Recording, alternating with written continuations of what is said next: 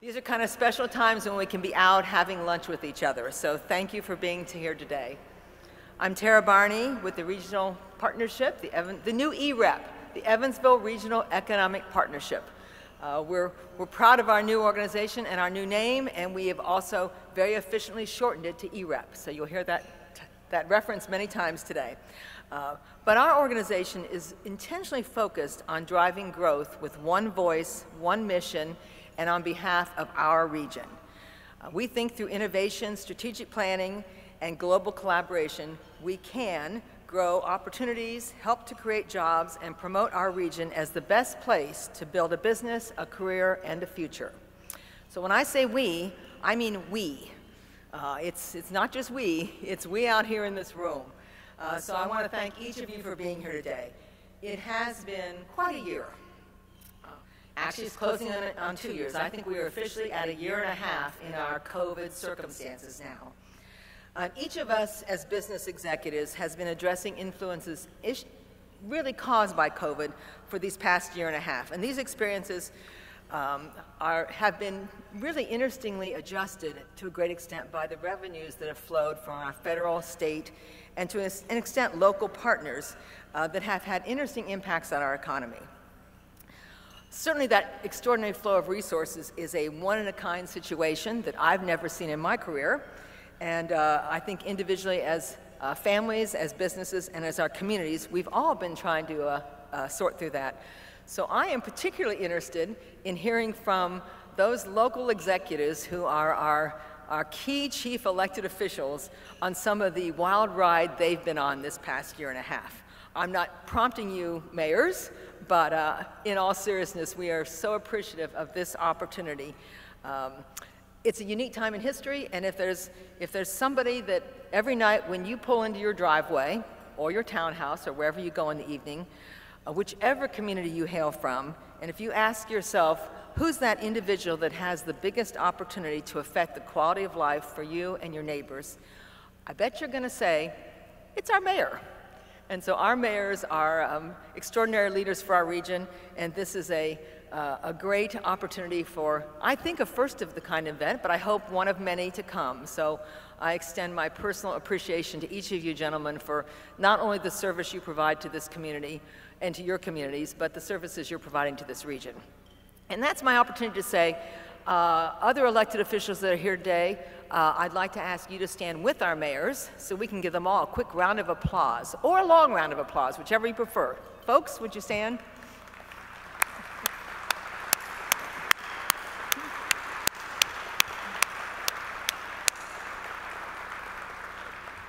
Thank you all for your service. It's not lost on me. We've got some elected officials throughout the room today. I want to take just a second to thank those businesses that have made these events happen. Centerpoint Energy and AARP Indiana have been great colleagues in making sure we bring this to you today. And we also are appreciative of Atlas World Group for their sponsorship of our entire series of these public policy conversations. Special thanks to AT&T and Banterra Bank, and to Concept Sound and Light, who makes all this come together and have become my go-to colleagues in how to manage leadership in this community through the era of Zoom. So thank you to them. And I also want to say a special thanks to ONEP and to the staff here, because they have worked with us to make sure we make these events safe and collegial and still fun and impactful. So thank you so much, ONEP. And you all know that Wild Horticulture does a phenomenal job of making our spaces look cool and interesting. I gotta say, if you were at our annual meeting and you saw that fairly significant bridge we created, that was the brainchild of our great staff and Brian Wilderman, who thought that up and executed it. So we're kind of proud of that.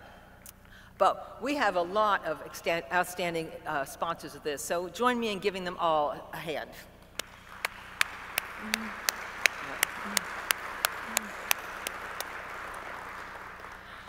I could stand here and wax poetic for many more minutes, but I'm going to encourage you to have a good conversation with the folks at your table, and we will get this program started in just a minute. We want our mayors to fuel up before they get started, so we'll be back and start the program in just a few minutes.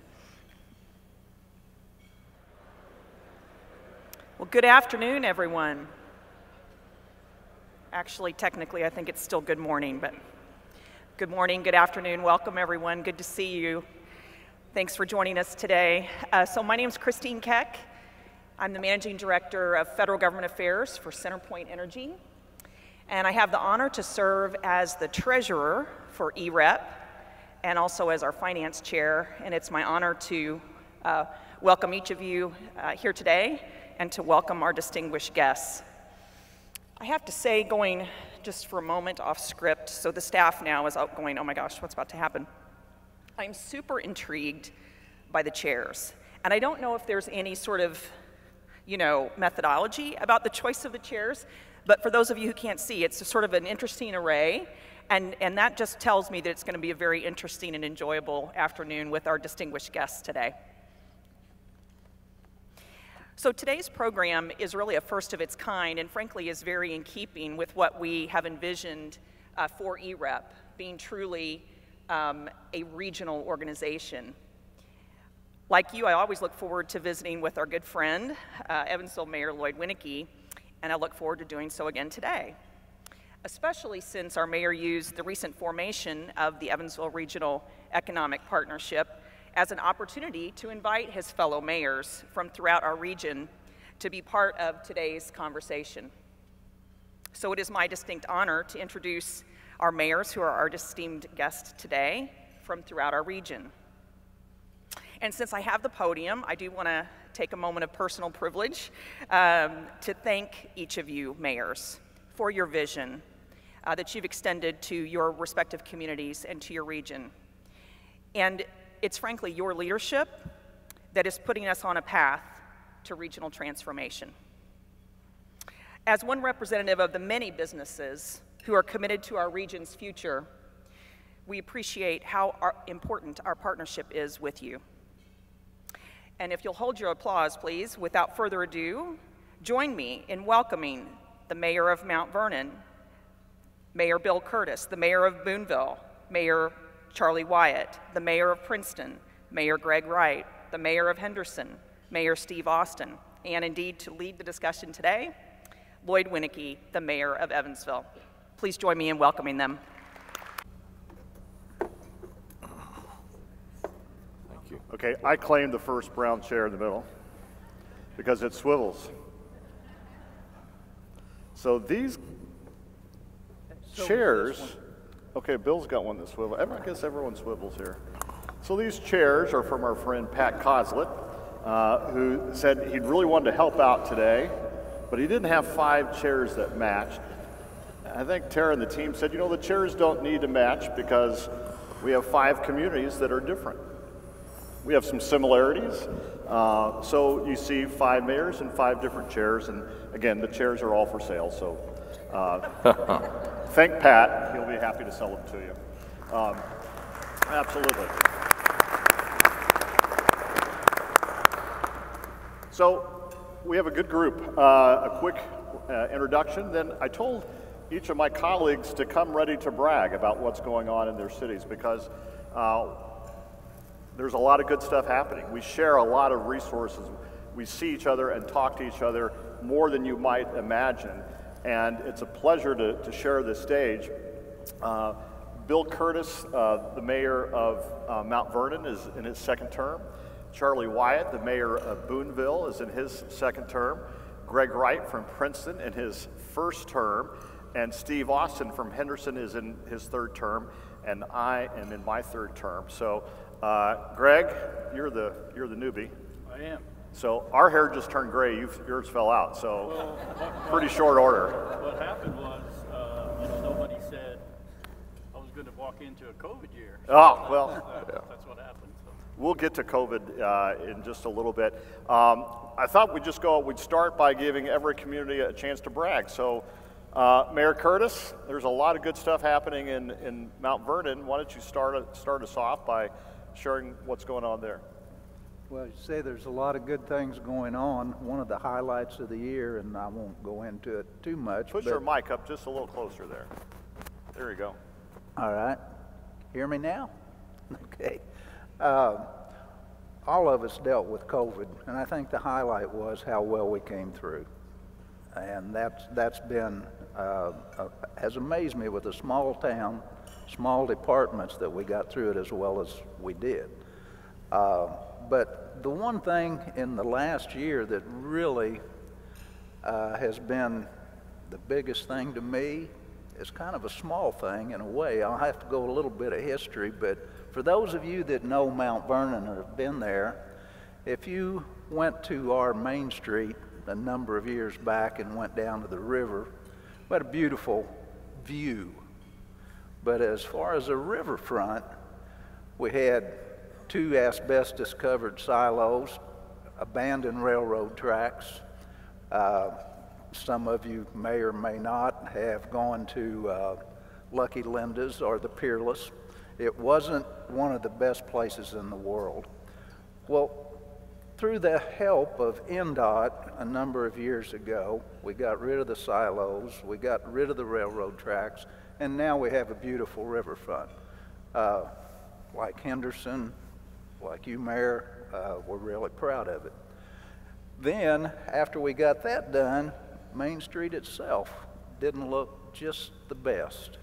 So again, with NDOT and with some of their help, we totally redid Main Street. I mean, from building to building, the sidewalks, infrastructure, everything, new street lights. Thanks to the ladies at the Garden Club, we've got some beautiful plants through there, all the way up to City Hall. So everything's wonderful, but There's always a but, isn't there? there's always a but. If you came in from Evansville and came into Mount Vernon at our main intersection, instead of looking left or right and seeing this beautiful landscape, you kind of looked across from an old national building that looks great, a Heritage Federal, wonderful courthouse, and you saw an 1888 building. The windows were broken. It was, the best way I can describe it, was a pigeon hotel. When I came in 2 terms ago, I was going to fix it in a year. That was my goal. By golly, we're going to get it done. Well, last December, we got it done. But to me, that may not mean a lot to a lot of people, but as you come in, we also, I need to mention that if you come in, the Cox Group built a fantastic new office building there too. So you come in with all these good things, but you leave with that is going to stay in your mind. Millions of dollars to do the other stuff, but that's what's going to stay. So now we have a green lot, and hopeful to have some other things. But really, that's been the highlight for me. We've done infrastructure things. We've done the other things that all of us do and have to do. But as far as a quality of life, as far as something that will, if our manufacturers bring in people, I think that will do more to have people want to stay there, come there, than many of the other things we do. And as you all are well aware, you can put all the infrastructure in the world and people don't think about it. It's when you have a problem. But anyway, that is my take on the past year. So Okay. I'll give it back to you. Charlie? Boonville. Boonville. When I came to office 6 years ago, I looked around and I, like Mayor Curtis, we had a square that was dilapidated and needed a lot of work. And they'd been talking about it for 50 years. And I thought, well, I'm 60-something years old, so we're going to get it done, because if they don't like what I do, then I can go home and play a lot more golf than what I am right now. So fortunately, I had a lot of good people around me. We invested $2.3 million in our square in Boonville, sidewalks, curbs, gutters, and we've managed to bring a new birth to the downtown in the city of Boonville. I came to Evansville and borrowed one of the business owners and took him to city of Boonville, and I laid it out. I said, before you see the landscape, I need an anchor.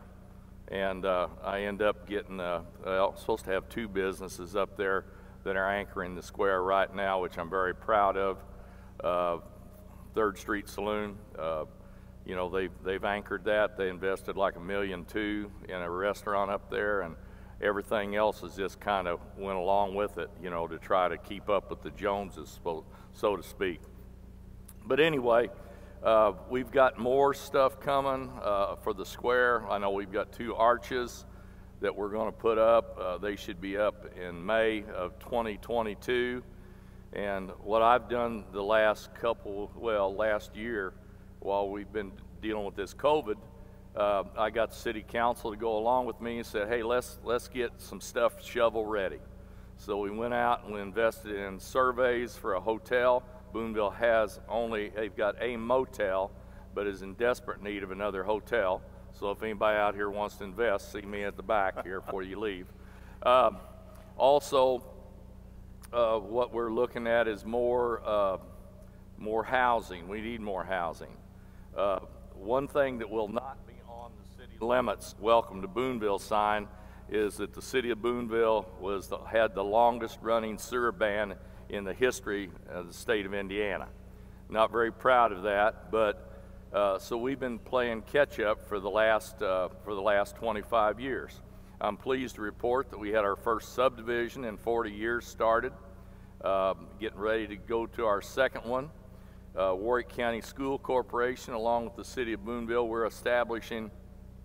they are establishing, I'm helping, but we're going to establish a trade school in the city limits of Boonville. Looking forward to that here in 2 more years. We're a bedroom community for Evansville. We know that, and we know where our niche is. But what we're trying to do is develop houses and homes. We're the place to be right now on the east side. There's a lot of stuff going on. There's a lot of pride going on. We've installed solar panels for our sewer plant. We're getting ready to do solar panels for our water plant. We got a $629,000 grant to be able to do that, and we're moving forward to that. A lot of people, they love the green. They love the green. So that's another thing that's endearing in the city of Boonville to a lot of people. Again, I told you we were trying to go out and get shovel-ready project, because there's a lot of money out, right, gentlemen? We know it's coming, we hope it's coming. Anyway, but you know, we did a sewer and water asset management plan to see, you know, how do we replace our 100-year-old water lines? Who's got 100-year-old water lines? There you go. We are brothers in the water line business and the sewer business. So we're trying to get that done. The city of Boonville, a year and a half ago, we established a stormwater utility. Never had it since 1858. We've never had a stormwater utility. We have one now. And we've also went out to establish a survey on that. So what are you doing all those surveys for, Mayor? Well, we want to be able to reach out and get some of those dollars and be ready to go for the next phase forward in the city of Boonville. I will finish with a little story. In my first 3 months in office, I found out that 3rd Street was given back to the city of Boonville from the state of Indiana. They built a roundabout and end up doing a bypass around downtown Boonville, which is great to have it, but I didn't know it, and I'm sitting there looking around. I'm going, well, I got this old broken down road. These coal trucks have been beating it to death for 100 years. And so I come to Evansville, and I looked around, and I went to a couple different agencies, and the next thing I know, 3 months later, hey, Charlie, you got a $4 million grant. Man, I'm sitting there thinking, this is easy. I'm looking around, and I'm going, oh, by the way, when does that start? And, well, that was in 2016. They said 2020. And I said, oh, okay, not so good. And then a little later on, come back, hey, we're going to bump it out to 2022. we're fine. We're gonna be redoing our entrance, our northern entrance to the city of Boonville, curbs, gutters, sidewalks, and we're going to replace all the sewer and water lines along 3rd Street, as well as we're going to bury all the overhead utilities. I think Mr. Ellsworth's in here someplace. He's heard me talk about that project for years. But anyway, and helped a lot. I appreciate it. But we're going to also do the decorative street lights like what we got all the way around the Boonville City Square, so it'll be a wonderful entrance into the city of Boonville. And with that, I will close. Thank you. Thanks, Charlie. So far, if you're keeping track, you can buy the chairs and invest in a hotel in Boonville. So I'm sure it will not be your last chance to spend money today. Greg Wright, seems like every time I turn on the evening news, there's an announcement from a large employer there, or you have an opportunity with the YMCA. We really do, Mayor, and when you look at Gibson County and Princeton, you know, there's no T in there, but we have a big T, and that's Toyota, and they are involved all the time with a lot of different projects and things we have. And you know, one of the first things when I became mayor, I was, you know, invited out to Toyota and talk about some of their infrastructure needs. And so, you know, one thing we're kind of proud of and in the middle of that a lot of people, like when you guys talk about infrastructure, all the people out in the public, like you said, Mayor, they don't know about it until they turn it on, it doesn't work.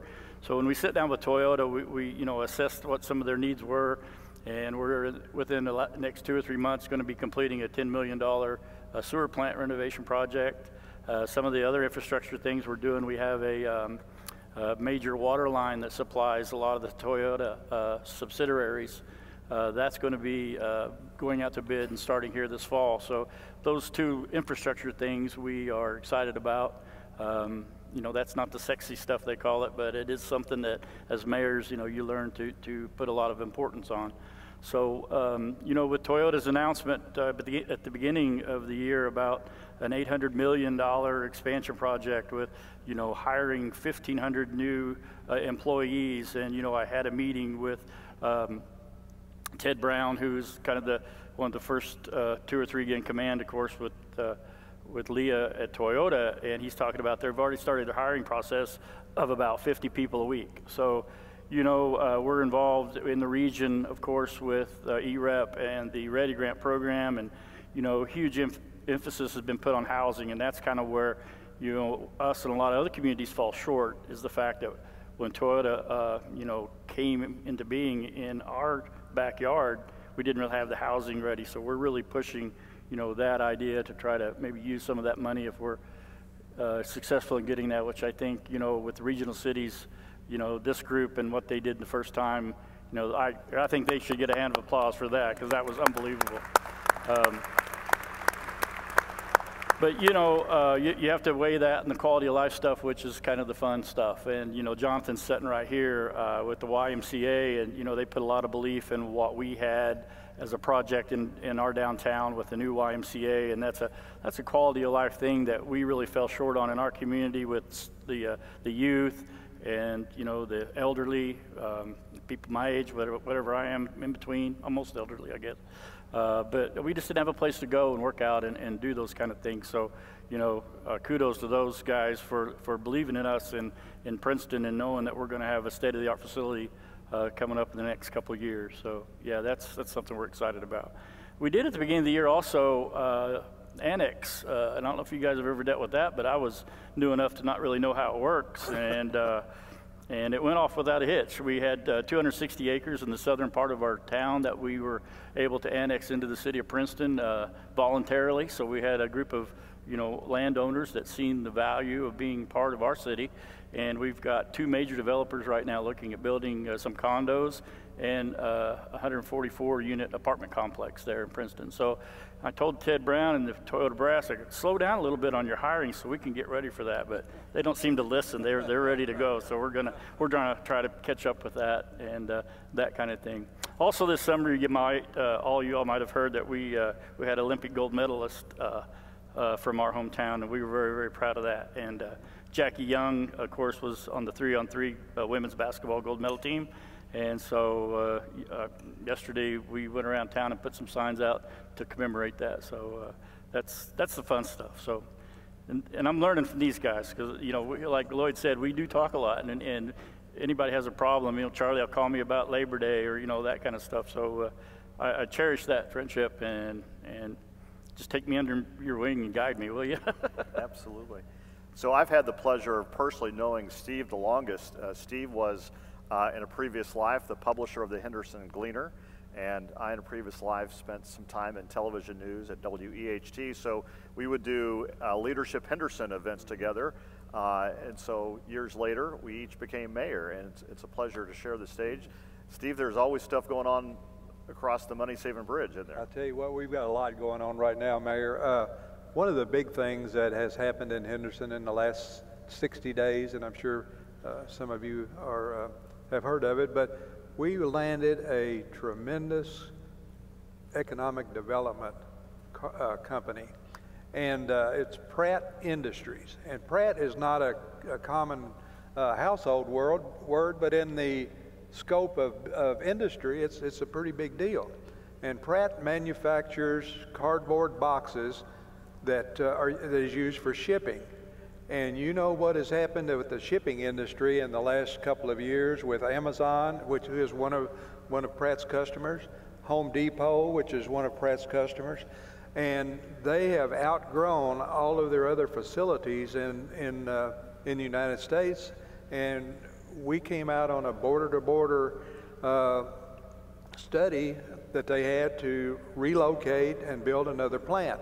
So they'll be building about a $500 million plant on 100 acres or so in Henderson that we have recently annexed, and will serve the utilities. And they'll have upwards of 350 employees, nice paying jobs. And so we're really anxious. They're anxious to get going. We're really anxious to get those folks fired up and ready to go and start their employment search. So it's a really, really good situation for our community, and it's a really good situation for all of our general area, because there's going to be employees coming from other areas into Henderson to work for this company. They're very competitive on wages, very competitive on benefits, and they're great corporate citizens.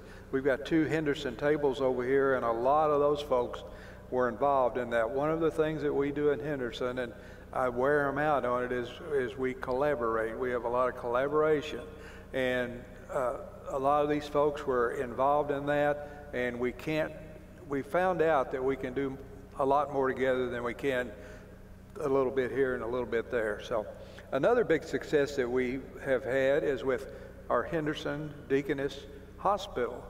That was formerly Community Methodist Hospital, and it was just a community hospital, and we were really struggling with that hospital. I was on that hospital board, and we were struggling. We were in between sizes, you know, and we were in a market at about 50,000 people, and so Deaconess just agreed to come in and work with us, and eventually took over our hospital. And Linda White, the best thing that ever happened, the next thing to Pratt that's happened in Henderson that has been a great thing is Linda White agreed to come out of retirement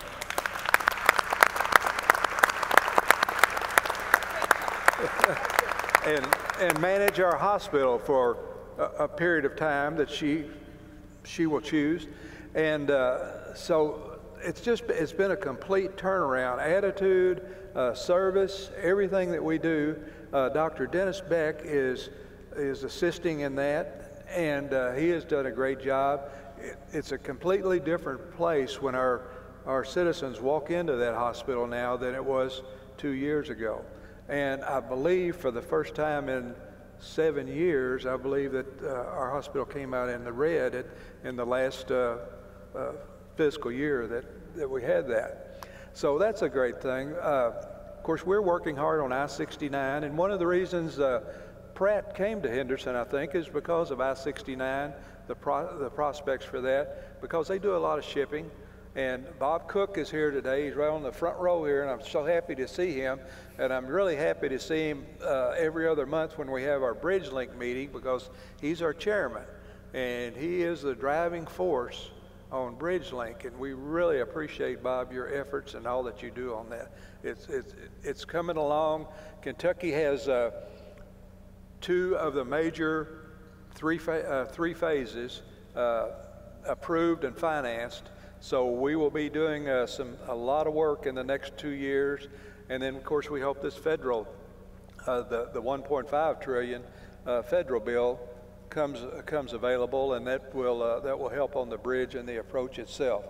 But it's one of the things that, and I'll try to be quick on it. How are we doing on time? We're doing great on time. Okay.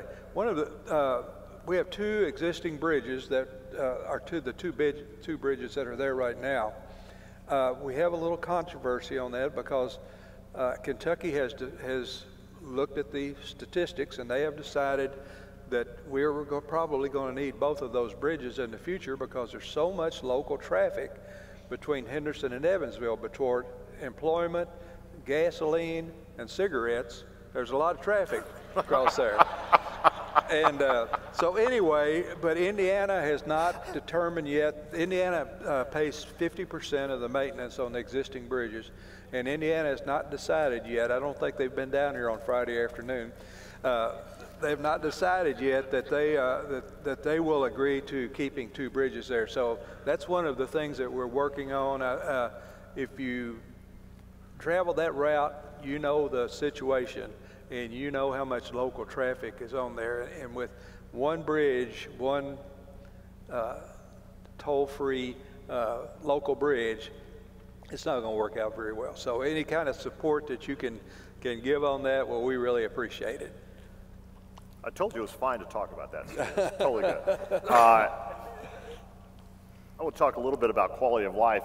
You've each touched on it. In Evansville, as everyone knows, we just opened the Deaconess Aquatic Center. We had one of our Olympians there in person and one attend virtually. And we're going to open our penguin exhibit in a matter of about 11 days, I think. 2 weeks, I'm sorry. And but we're all doing things that really speak to quality of life.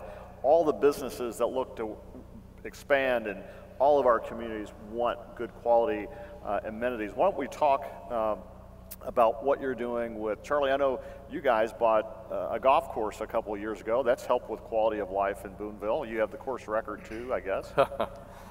Well, maybe for running out there and worrying about it.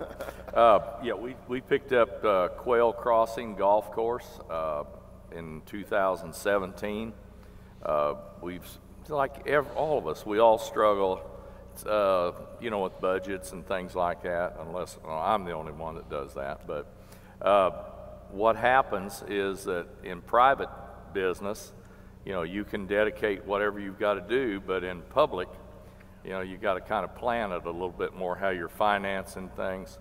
But anyway, I'm pleased to report we hired a new green superintendent because simply I couldn't afford it. I had a wonderful lady at Michelle Johnson. I'll praise her till the day I'll die. I said, Michelle, you got it. And that's just the way it's got to be. And she took it on and did the best she could. But City Council was good enough to share my vision that we needed a new greenskeeper. And almost within 2 weeks' time, I'm getting calls from every place. Man, what's going on at Quail? Things are really good. And, you know, we were up 30% last year over the year before. And since we hired the new greenskeeper, May, June, July, and August, I don't know about September, but that was 50% more play than the year before we had the 30% raise. So I'm not the best mathematician, but I know it helps the bottom line a lot. And people are enjoying the course. The other thing that we're going after is our parks. We are targeting some parks. We've got really a bad rundown little old park that Abraham Lincoln, when he was a young man, came to Boonville and borrowed law books. Well, the family that gave him the law books, they also donated some ground for a park, and we're looking to do a dog park.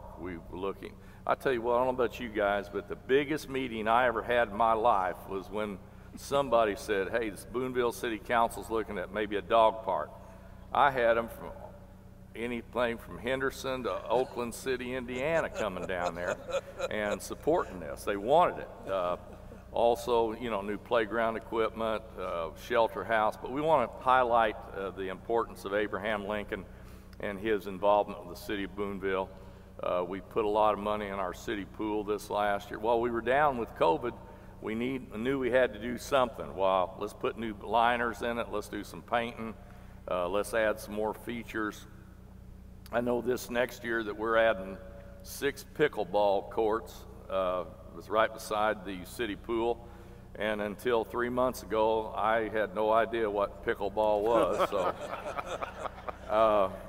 I stay in the office like apparently too much. But anyway, we are trying to expand to reach out to what we're saying, that group of people that wants not just a nice home, but they want the amenities of life. Scales Lake butts right up against the city of Boonville, another great attraction for our county. And we've got a few other good golf courses in Warwick County over there too. So thank you. Bill, what do you hear from your residents and from companies and businesses that are either looking to expand or relocate there about quality of life? Well, I mean, obviously, it's a major concern for them. The young people that they're trying to bring in, that's what they're interested in. They want things to do.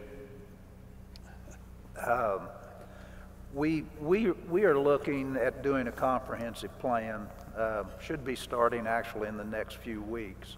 And as part of that, we want one of the major things to be our parks, recreations, and quality of life issues. We have we have a dog park, and like Charlie says, it's used a lot, and the people, it's at Brittlebank Park. That's a large park, and we want one of the things that I would like to see is a walking trail, and it has the topography that actually we could get 3.5 miles around the perimeter of this park, and there's hills. They're hills to me. Now maybe some of the 30-year-olds wouldn't think so, but we also, something that is difficult with our parks, I think, is to make sure everybody can access them. So you can put in a walking trail, but then you have to have the parking and the sidewalks and the things to get to it. And, you know, we've got, like Charlie's got, there's a lake to walk around there. The other thing that we have, again, going back to the river, Mayor, you know, last year we put in a 12 by 60 courtesy dock. And it's kind of neat. There are a number of boats through the year. I get a lot of calls about 40, 50, 60-foot craft coming up, and can we handle them? Well, we can, short term, so it's kind of nice to see those down at the waterfront. We've got the dock now. We need the launching ramp. We've got one that we've used. It's been there since, I don't know, 50, 60, 70 years. And we want to improve it, particularly for low water periods. And we also want to make it 2-lane instead of 1. So we've got a lot of fishing going on. We've had tournaments. Cabela's was there for several years, put on a catfishing tournament. Recently had a fundraiser that a group put on for a young man who has cancer. Had a tremendous turnout and people came, but we just don't quite have the facilities we would like for it. So, you know, people's what we need. That's the thing we need more than anything else. We've got a lot of industries. We've got more industries looking. And so it's those sorts of things. the YMCA, Greg, you're talking about. I mean, we are looking to have something like that. So I don't think you can do too much in that area. Great.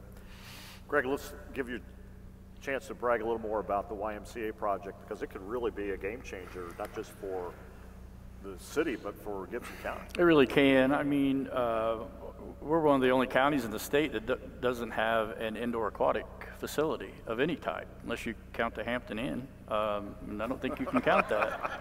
So we had one in our armory downtown Princeton, but they closed it in 1934. So, you know, we don't have, the Princeton High School's never had a swim program.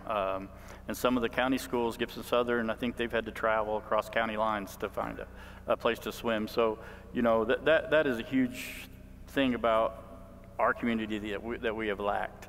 So, and just the programs. I mean, you know, the Ys hit the ground running. They've already been in contact with Oakland City University about maybe possibly, you know, some sort of swim program for their facility. And, you know, the things that, the programming that they've started with the high school and the after-school care, and just some of those things that we as a community, you know, we have a fairly high amount of low to moderate income population, and those kids don't have that third place to go. They're home or school, and they don't have, and sometimes that first one isn't a very good place. So, you know, I get passionate when I start talking about it, but the fact that we've not had that in our community is huge. I mean, that's going to be, and it's downtown where it's accessible. It's on our trail system that connects the different neighborhoods for kids to get downtown. We have a senior living apartment building complex that's within 2 blocks of where the Y is going to be located. And our library, we just did a $3 million expansion to, is right across the street. So downtown is kind of where it's happening in Princeton. Great. Steve, I know one of the big regional quality of life draws is Ellis Park, relatively new owners, new investment there. Speak to, if you will, what that means to our community and to Henderson. It still draws a lot of people. There's been some new facilities built down in Franklin, Kentucky, and Oak Grove, Kentucky, that catches those Tennessee people now with both machine gambling and also with the betting. But we used to get all those Tennessee people up to Ellis Park. But it's brought a new crowd in, and they've got new ownership. They're putting some additional funding into the park. I think they have an expansion opportunity to go into a adjoining community and do some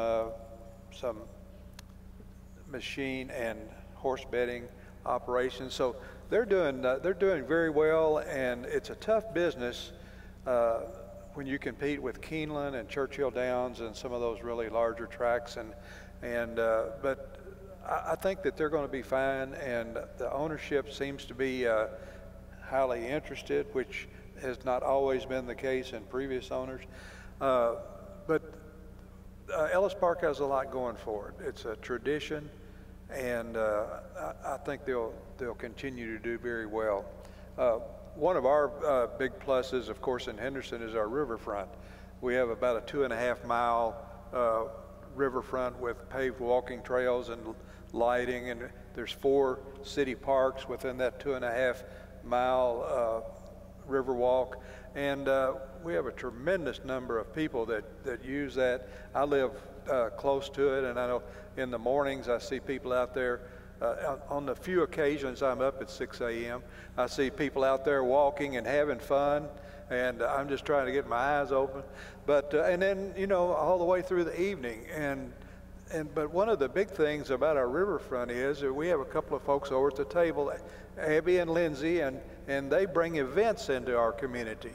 And we have a lot of events downtown in our riverfront parks, and the annual blues festival that we just had record crowds. People, it came right at the kind of the downside of the first COVID situation and before the escalation of the Delta, and we had the biggest crowds we ever had. You couldn't get all the people in the park, and we had to shut off streets and put chairs in the streets to get people seated or have a place for them to watch the events. So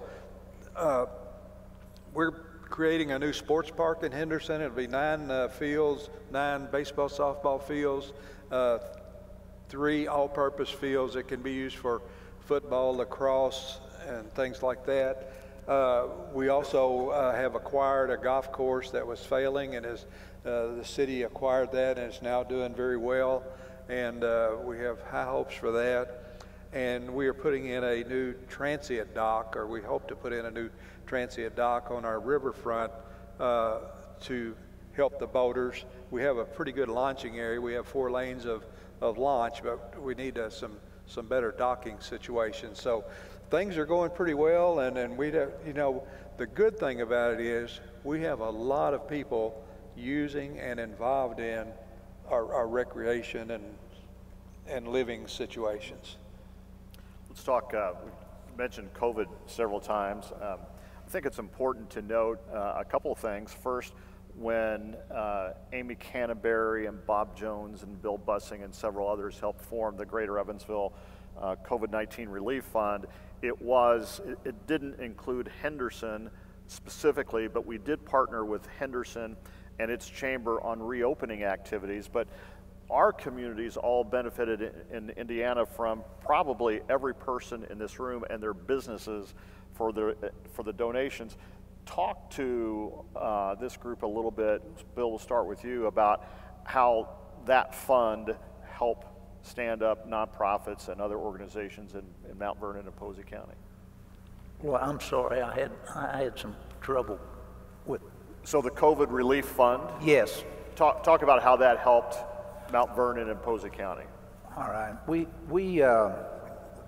relief fund, we actually received in the 2 rounds about $500,000, and we distributed it to roughly 48 businesses.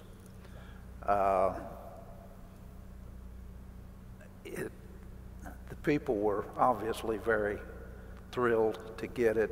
I've had any number of them say that without it, they simply would not have made it through. To my knowledge, right now, I'm only aware, and this is, I may not know, but I only know of 2 businesses that, out of that group, that have not come back and continued to work, continued with their business. So those kind of things are hard to tell just exactly what impact they had.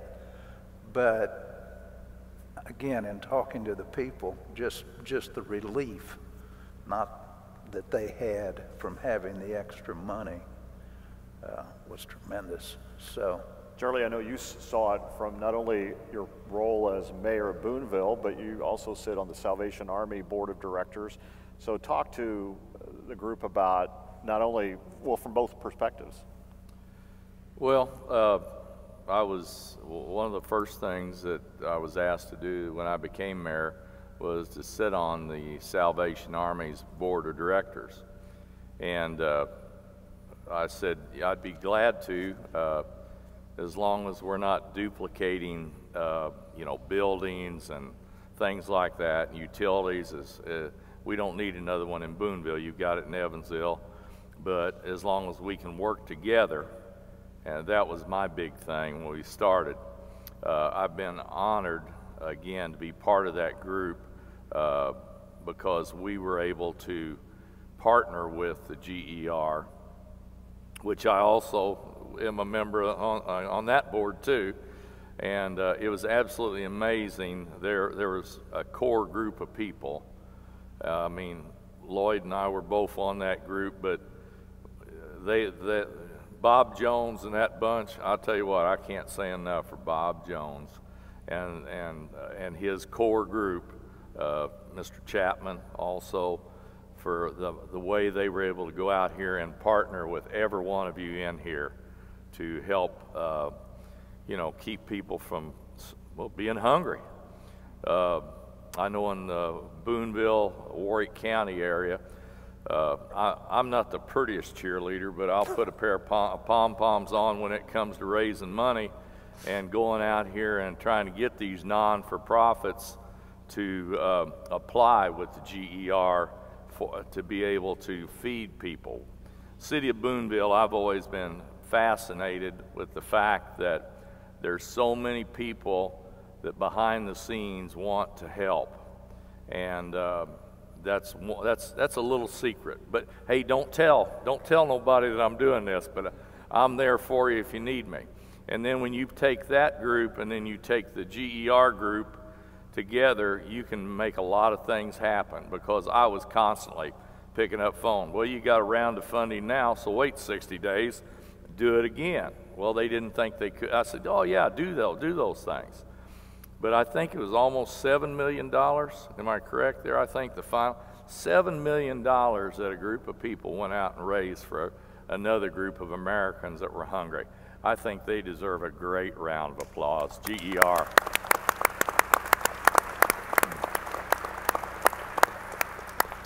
But again, it's a chapter that's ending right now, but it was much needed with these food banks, and there was more than just food banks. There was a lot of other organizations that were, was it restoration? Relief. Recovery. Yeah. And again, I'm honored to be able to be part of that. I wanted to also say that the City of Boonville, we also received $500,000 in state grants that we targeted our local business owners. We were able to get that, and which that helped the City of Boonville a lot too. And as far as my knowledge, I think everybody has stayed in business, and you know, I'm on the radio 3 days a week. There's a station, local station, WBNL, and they allow me to come out and cheerlead 3 days a week, you know, about, you know, go help, you know, food banks going on, soup kitchens, all that kind of thing. So that's also been a privilege that I've had being mayor of the City of Boonville. Thank you. Thank you, Charlie. Greg, you guys were all generous with your time. You came to Evansville and we did media and stuff. This truly has been a regional collaboration. It really has, and I appreciate the invitation, even to the group you were just talking about, the GER group, to see the folks that, you know, I was kind of new, and when I came on these Zoom meetings and to see some of the people involved, and I'm like, hey, that's the old national guy, and that's the, you know, here I am in Princeton, I'm like, these people don't have to do that, but they did. And, you know, that says a lot about our whole community, our whole region, how we pull up our bootstraps and we take care of our own. And that, you know, being new, I kind of knew that was what was going on, but to be involved in that, it was a privilege. A little bitty bit I did, just kind of saying yes to you when you called and said, would you be a part of it? But I know, you know, our United Way and our Salvation Army and, you know, the Y, I know that impact. When it happened, it's like nobody was ready for what was going on, but somehow you guys made the rules up as you went, and that was really impressive to me. We always do that in city government. We just make up the rules as we go along. Noted. As I mentioned, while Henderson wasn't part of that fund, we did, the chamber, one of the legacy organizations here, and the Henderson chamber did partner together on initial reopening. We really felt on this side of the river it was important because we share a labor shed. I mean, there's just a lot of back and forth traffic. So, Steve, if you will, speak to the importance of that regional collaboration on the initial reopening. Yeah, you know, it was great, and all of you folks participated in the promotional effort that we made, and I think it made a difference. I think it really impacted our communities, and one of the things we were able to do, that it was kind of an interesting thing, and I haven't heard of many other people that did it. We were less than 50% vaccinated, and we wanted to be near 60% vaccinated. So one of the things that we did is the city of Henderson offered every unvaccinated person a $100 Visa card when they completed their vaccine, two shots or the one shot of Johnson & Johnson. And again, with our goal of getting up to 60%. And it has worked out fairly well. We partnered with 4 drugstores, and they could give the shots, monitor. We didn't deal with any of the names or anything like that. That's all, you know, private information. But the drugstores could do that, and they partnered with us and it's going very well. In fact, for citizens 16 through and above, we're up to over 60% on vaccinations. And it was just I'm a big supporter of vaccinations. I've had my booster shot, and I think it's the right thing to do. Some people don't, and so you're never going to get 100%. But I think it's the right thing to do, and that was a program we put in. We also had several community help programs. We had raised about $4 million in total, and those went to utility support, food and medicine support, small business support, rent assistance support. And so, you know, Henderson always pitches in, as all of your communities do. When the need's there, your community pitches in, and we're just so appreciative to the cooperation that we've got from our community. Thank you. So we're pushing up on our end time here. The 4 of us, or the 5 of us, excuse me, could sit up here and talk literally all afternoon about what's going on. I want to tell you 2 quick things about what's happening in Evansville. Be very brief. One, the demolition of the Sycamore building is almost complete. That will be done in a matter of days, which sets the stage for the implosion of the 420 Main Street on November 21st. And we haven't announced the specific time, but it will happen in the morning, and it will be after sunrise. So, but we will announce the time at an appropriate time. But that will certainly change our skyline and pave the way for a new $65 to $70 million development that we're very excited about, mixed-use development that will really be a further catalyst for growth for our region. So we're very excited about that.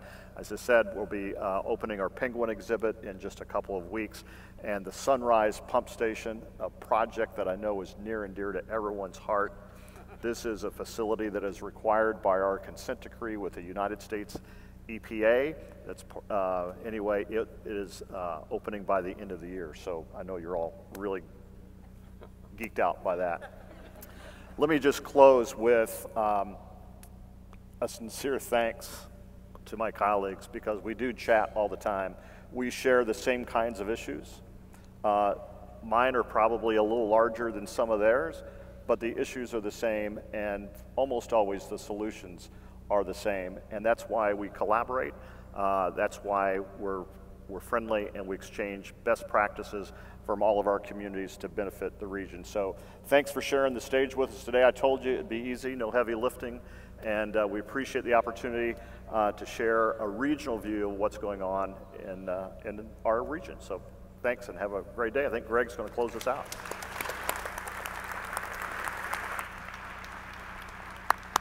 I want to thank the mayors again for being here. I'm going to take a point of personal privilege real quick. For those of you who know me, I just got on Facebook, and I have 364 friends already in 2 weeks. And so I thought I'd be really good and update my profile, and so I put in there I was married in April 25th, 1981. Thought it was really great. It turned out that it also put in there that I just got married 2 days ago. So within 15 minutes, my wife texted me and said, "Did you get remarried?" I said, "No, but go with it, because now I'm registered at Target and Bed Bath Beyond, and we scored a coffee maker and a vacuum cleaner, so I'm really pretty happy about that." Again, I want to thank everyone, for all the mayors from this great region. I mean, we have some great talent, elected officials from our region. It's not easy being a chief elected official from any of our regional cities, but every one of them does an exceptional job. So thank you very much for doing what you do. I also want to thank all of our board members for the Evansville Regional Economic Partnership for being a part of our organization. It's with your commitment that we do the things that we do within the region. And I want to take a quick moment just to make a reference to two new EREP members who are in the audience. The first is Jenna Rickart, who is Vice President for Economic and Community Development, and Dominic Pogge, who is the Regional Director for the Southwest Indiana Small Business Development Center.